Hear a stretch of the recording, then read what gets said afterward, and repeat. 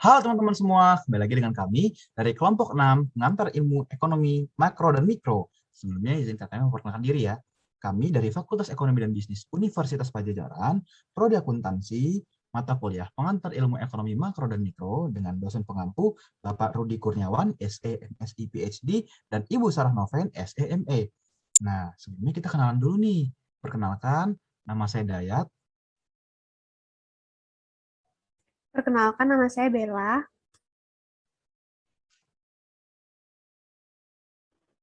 Perkenalkan, nama saya Oliver Azizah.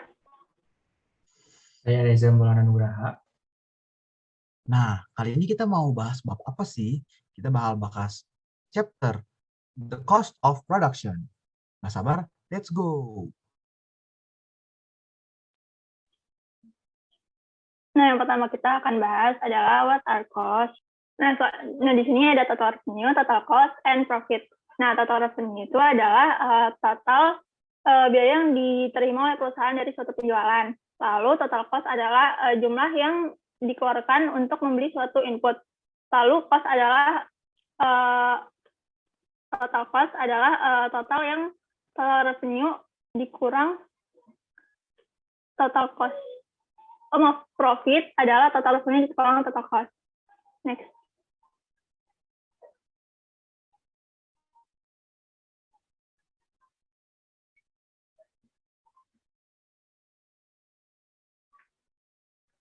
Selanjutnya ada cost as opportunity cost. Nah, jadi cost adalah sesuatu yang kita keluarkan untuk mendapatkan suatu hal yang lain. Jadi dalam opportunity cost itu ada explicit cost dan juga ada implicit cost. Dalam explicit cost adalah input cost yang dijumlahkan dalam bentuk uang. Lalu implicit cost adalah input cost yang tidak dalam bentuk uang. Next.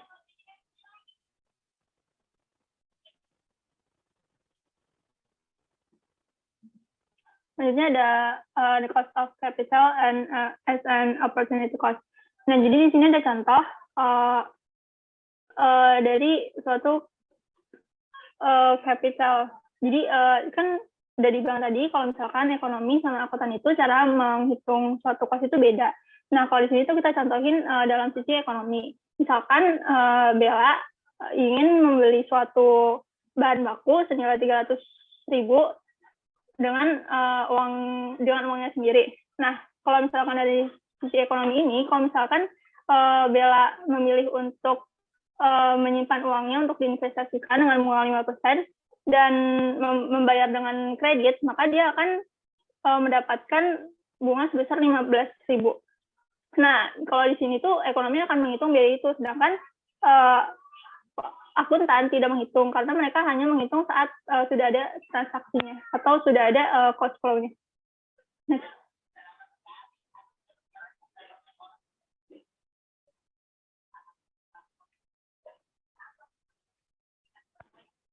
Selanjutnya ada economic profit versus accounting profit.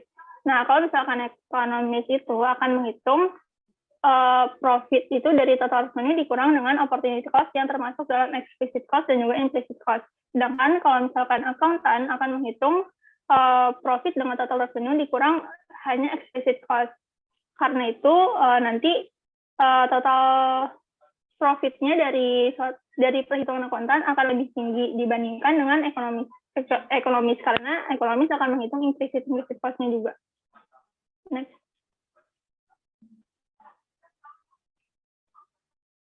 Nah, sekarang kita mau bahas tentang the production function. Nah, the production function itu sebuah grafik yang menunjukkan hubungan antara input dan output. Nah, seperti contohnya di tabel ini.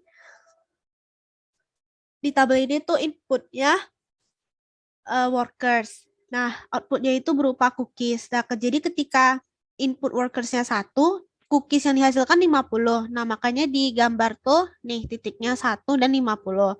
Nah, kalau misalnya 2, dia outputnya 90, 2 dan 90. Nah, nanti ketika digambar grafiknya akan naik seperti ini. Nah, sekarang ada marginal production. Nah, marginal production itu adalah tambahan output yang dihasilkan ketika terjadi penambahan input. Nah, contohnya nih, waktu workernya 1, kan dia cuma bisa dia outputnya 50. Nah, ketika workernya 2, jadi workernya ditambah 1 lagi, dia punya outputnya tuh 90. Jadi marginalnya itu adalah selisih dari 90 dan 50. Maka marginalnya itu 40. Nah, makin lama si marginalnya ini akan makin turun. Nah, inilah yang dinamakan dengan diminishing of marginal product.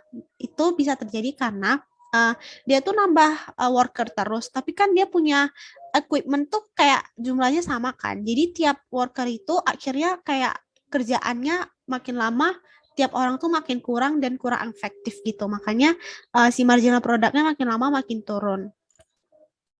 Nah, terus ada nih production function dan total cost curve. Nah, kalau kita lihat si production function itu, dia tuh makin lama naik, terus habis itu dia tuh agak turun gitu kan. Nah, si production function ini dia makin lama makin turun karena tadi si workernya itu makin banyak, tapi mereka tuh kerjanya makin gak efektif gitu loh. Sedangkan kalau si total cost curve, dia tuh nih dari makin lama tuh makin naik gitu kan. Kenapa? Karena kalau misalnya workersnya makin banyak, tenaga kerja yang makin banyak, dia tuh bayar total cost, bayar pegawainya itu makin banyak juga. Makanya dia makin lama makin naik.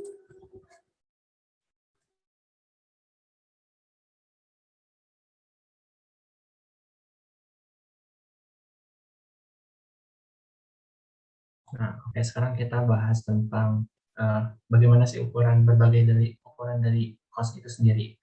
Ini ada fixed dan variable cost. Jadi apa sih itu fixed dan variable cost itu? Kalau fixed cost itu merupakan biaya yang tidak berubah dengan jumlah output yang dihasilkan. Misalnya suatu perusahaan menjual atau outputnya itu sebesar $100. Nah, namun biaya fixnya itu tidak berubah gitu, mau berapapun output yang dihasilkan, fixed cost-nya itu tetap sama. Contohnya itu seperti biaya tenaga kerja, terus biaya perawatan, dan lain-lainnya. Terus yang kedua ada variable cost. Nah, kalau variable cost ini berubah setiap dengan output yang berubah juga. Misalnya outputnya itu $100, berubah juga jadi 150 misalnya. Nah, maka variable cost dari yang $100 ke $150 itu juga bakalan berubah gitu. Terus yang kedua ada average cost dan marginal cost. Nah, ini ada beberapa. Yang pertama ada average total, yaitu atau biaya total rata-rata, yaitu biaya total yang dibagi dengan jumlah outputnya. Terus yang kedua ada biaya tetap rata-rata, yaitu biaya tetap yang dibagi dengan jumlah quantity atau output dari quantity itu sendiri. Terus yang ketiga ada average variable, yaitu biaya variabel yang dibagi dengan kuantitas dari outputnya.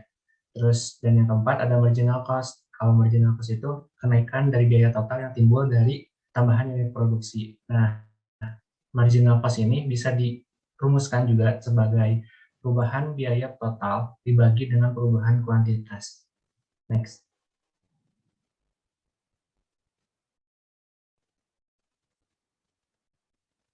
Nah, terus ini ada beberapa kurva dan bentuk-bentuk dari bermacam-macam dari cost itu sendiri.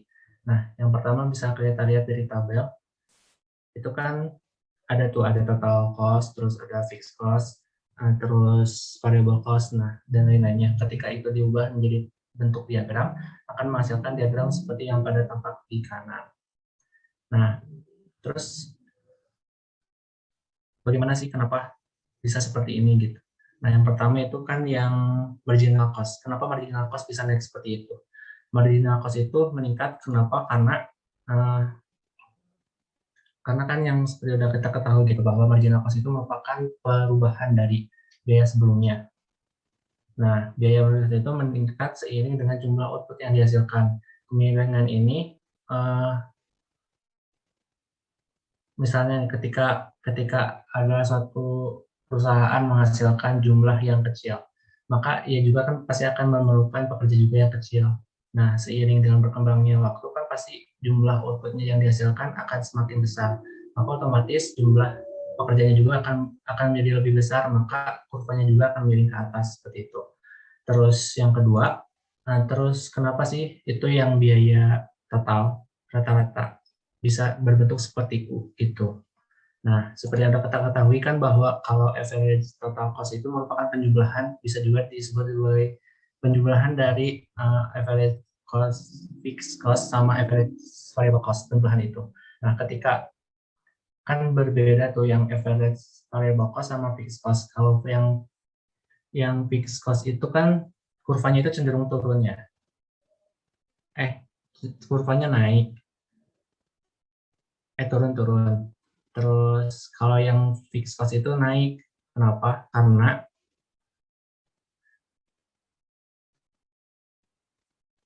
biaya tetap itu kan merupakan suatu output ya gitu. Outputnya itu biasanya semakin lama itu semakin habis sehingga yang harganya juga turun. Sedangkan variabel itu kan ketika biaya yang outputnya yang lebih besar, maka biaya juga akan semakin naik. Seperti itu. Terus yang itu, terus apa sih hubungannya antara total dari rata-rata dan juga marginal cost.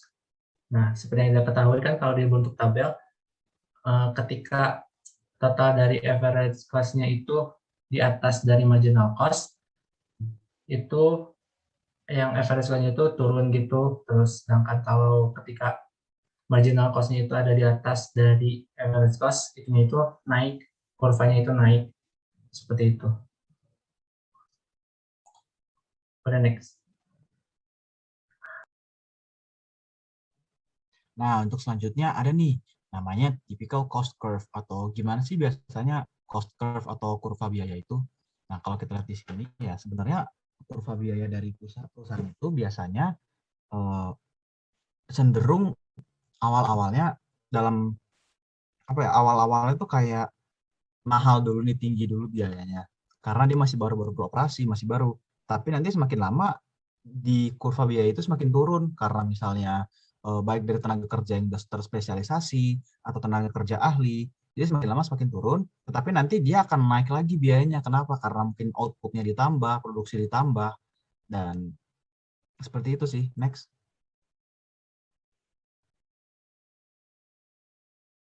Nah, kita lihat juga nih biaya dalam short run atau dalam jangka pendek, dan biaya dalam long run atau dalam jangka panjang.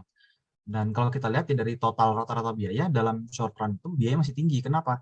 Karena pertama, pabrik masih baru, perusahaan masih baru. Dan dalam short run, dalam jangka pendek, perusahaan juga bisa masih fix sekali biayanya.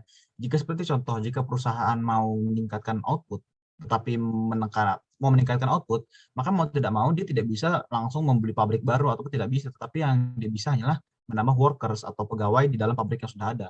Tetapi kalau dalam jangka panjang, dia bisa saja membeli mesin baru atau menambah pabrik baru, line baru. Jadi lebih untuk long run ini lebih fleksibel ya, dan akan lebih murah juga dibanding short run. Oke, next. Dan kita juga bisa lihat di sini ada economies and diseconomies of scale. Nah, sebelumnya apa sih economies of scale itu? Nah, economies of scale itu adalah kondisi di mana saat long run atau dalam jangka panjang, biaya total rata-rata menurun, tetapi outputnya meningkat. Ini economies of scale. Kenapa? Jadi kayak gini nih, dia udah nge-spend waktu, karena kan ada biaya ekonomisnya dari sisi waktu dan efisiensi. Semakin lama dia beroperasi, harusnya itu biaya semakin turun dan output semakin meningkat. Nah, tapi ada juga nih istilah economies of scale, di mana itu tuh kayak kondisi saat biaya perusahaan sudah sangat tinggi nih, mengeluarkan biaya, tetapi semakin lama biayanya juga ikut meningkat ya, bukannya ikut menurun biayanya, biaya dari biaya produksi dan lain-lain. Berarti ini diseconomies, ada yang bermasalah berarti dalam perusahaan. Dan tapi ada juga sih beberapa yang konstan ya, yang konstan dari awal sampai akhir biayanya masih segitu-segitu saja. Tapi ini kasus yang termasuk jarang sih. Next.